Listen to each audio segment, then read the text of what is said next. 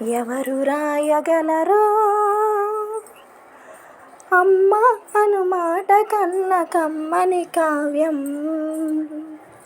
ఎవరు పాడగలరు అమ్మ అనురాగం కన్న తీయని రాగం? అమ్మేగా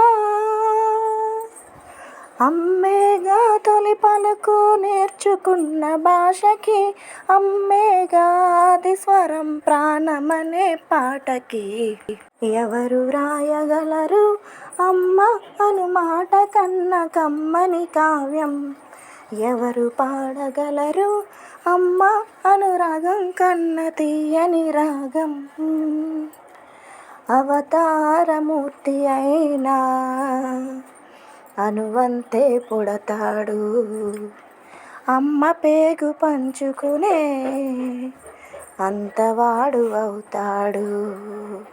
అవతారమూర్తి అయినా అనువంతే పుడతాడు, అమ్మ పేగు పంచుకునే అంతవాడు అవుతాడు.